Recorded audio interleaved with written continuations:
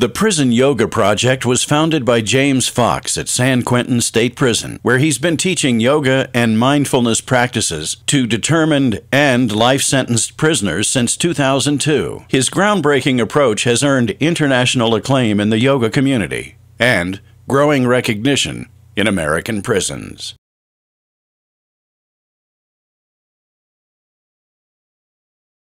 Roughly 7.3 million people are under some kind of supervision. They're in prison, they're on parole or probation. That's an astounding number.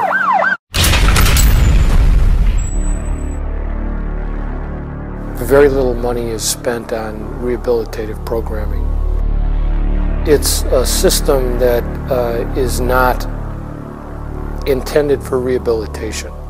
It's intended for punishment. 7 in 10 California inmates end up back in prison within 3 years of their release. Their behavioral issues are not being addressed when they're in prison. I was asked to establish a program at San Quentin prison. San Quentin is the largest prison in California, and it houses California's death row. If somebody really makes the effort to make amends and to rehabilitate themselves, then they deserve that opportunity. The emotion of anger is accepted behavior. The emotion of fear and the emotion of sadness are not accepted. The two common denominators are violence and addiction. These are the two main issues that almost every prisoner faces. This is really an important place to start. Prisoners, in my experience, are dissociated. You know the term dissociated? They're dissociated from their bodies because of their histories and also because of the conditions that they're living in prison.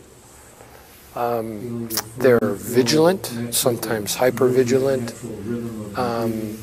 It's typical for prisoners to have high levels of anxiety, fear, depression, despair. These are all very common. And let your eyes close. So this is the beginning of letting go of distractions and directing our attention and our awareness to the world inside of ourselves. A challenging yoga class involves self-control and self-discipline and developing impulse control, not reacting when you're in a difficult pose by getting out of the pose right away, staying with your breath and breathing through the difficult moments of a yoga practice, learning how important the breath is in calming the mind and calming the body. I mean, it's just ironic to me that I found what I was, I guess, always looking for in San Quentin of all places. Coming here and it's like a peaceful workout, you know, peaceful release.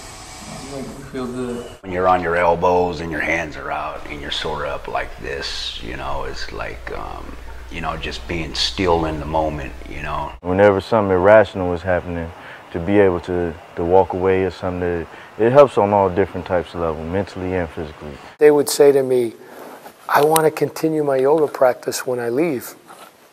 What can I do? What can you give me? And then I realized, I've got to write a book. I've got to do something. I've got to put together a manual for these men. So far this year, when the year's almost over, I've sent out 4,500 manuals to prisoners in the United States, free of charge. I still get probably 50 letters a week. I've just begun going to different parts of the United States to hold teachers' trainings, workshops for teachers who want to teach in prison.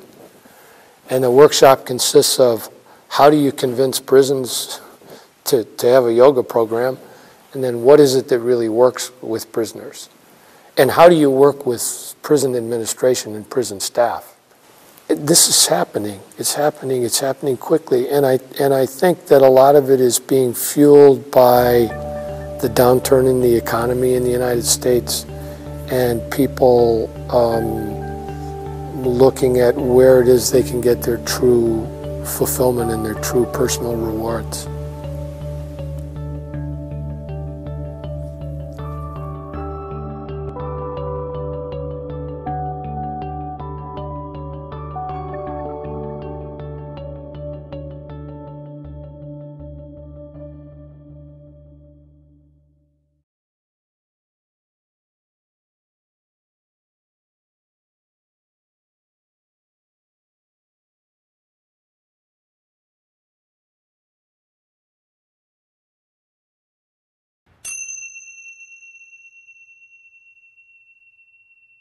Namaste.